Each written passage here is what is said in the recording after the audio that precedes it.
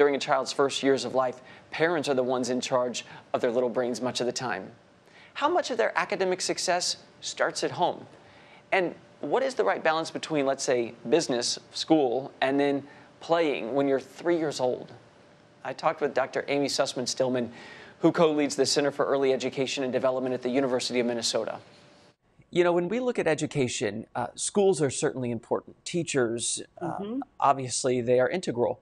But families, can you talk to me about the role of families and parents? Sure. So obviously families are super important to the education of very young children. And you've probably heard the statement before that parents are their children's first teachers. So that in some ways says a lot about the role of parents in their young children's development. And so it starts with relationships. Actually, you think, oh, relationships, that's not really an academic concept. How do relationships connect with children being school ready? But in fact, relationships are really the central way in which young children start to learn about the world. And so when parents and children have a trusting and positive and responsive relationship, then it is through that relationship that children feel secure to learn about the world. At home, how much pressure should parents feel to make sure some of these milestones have been hit? Well, you know, all children's development is individual. So every child is, even when you have a developmental milestone, that's just an average of when some children would reach that milestone before, and some children reach that milestone afterwards.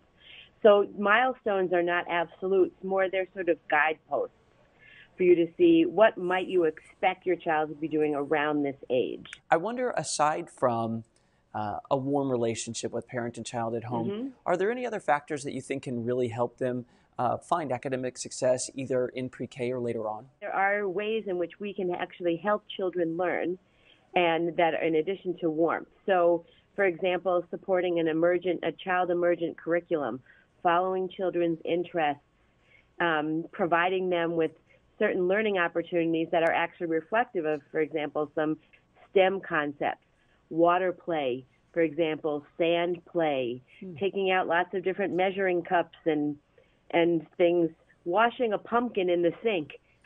Yeah, which isn't a toy, but they might be learning. Exactly. So being outside, I mean, there are lots of opportunities, and then techniques for observing children, watching their interests, looking at their skills, and providing materials that will then support children in doing that. If you are trying to build a rich environment for your children at home, you know, that they are going to learn, maybe naturally even just by exploration, what sorts of aids or toys do you think are best for kids? Well, that's a good question.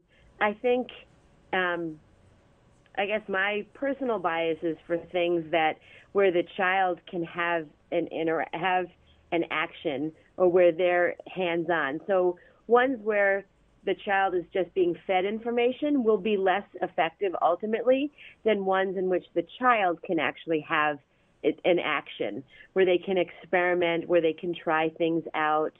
So toys that have more open-ended possibilities.